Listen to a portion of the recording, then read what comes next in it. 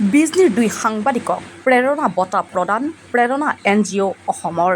চিৰাং জিলাৰ বিজনী মহকুমাৰ অন্তৰ্গত বিজনী বিদ্যাপীঠ উচ্চতৰ মাধ্যমিক বিদ্যালয় প্ৰাংগণত 10ম প্ৰতিষ্ঠা দিৱস উপলক্ষে বিজনীৰ 2 সাংবাদিকক প্ৰেৰণা বঁটা প্ৰদান কৰে প্ৰেৰণা NGO অসমে। সমাজত নিষ্ঠা সততাৰে সাংবাদিকতাৰ কৰ্ম কৰাৰ বাবে তথা সেৱা আগবঢ়োৱাৰ বাবে চিলাৰায় লাইভৰ সাংবাদিক ৰাজীৱ বৰ্মন আৰু টাইম 8ৰ সাংবাদিক মঞ্জুল মহানায়কক প্ৰেৰণা বঁটা প্ৰদান কৰে প্ৰেৰণা NGO অসমে।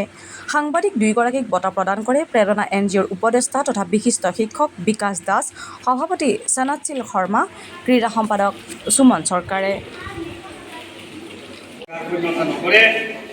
ৰাজীব বৰ্মন জাৰ্নালিস্ট চিলাৰায় লাইভ আপনাদেৰ চিলাৰায় লাইভত আমাৰ কালিৰ প্ৰোগ্ৰামৰ গোটেইখিনি এক্টিভিটি তেওঁলোকে নিউজ মাধ্যমত প্ৰকাশ কৰিছে। গতিকে আমি এই হিচাপতে প্ৰেৰণা তেখেতক এখন মানপত্ৰ প্ৰদান কৰা হ'ব। প্ৰেৰণা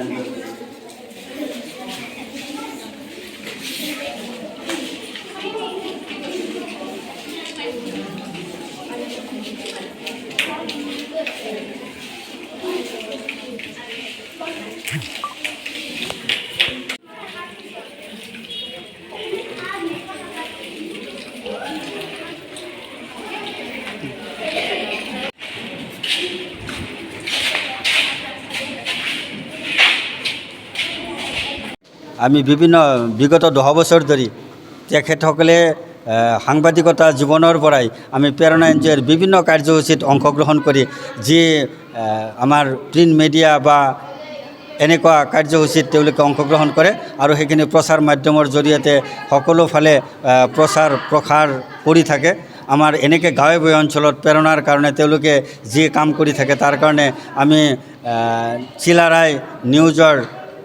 চিলাৰায় লাইভৰ ৰাজীৱ বৰ্মন আৰু নিউজ 8ৰ মঞ্জুল মহানায়ক, টাইম 8ৰ মঞ্জুল মহানায়ক আমি প্ৰেৰণা এৱাৰ্ড প্ৰদান কৰিছোঁ। আশা ৰাখিছোঁ আগন্তুক দিনত তেওঁলোকে আমাৰ প্ৰেৰণা NGOৰ হৈ কাম কৰিব আৰু সমাজৰ হৈ কাম কৰিব বুলি আমি আশা ৰাখিছোঁ। ধন্যবাদ।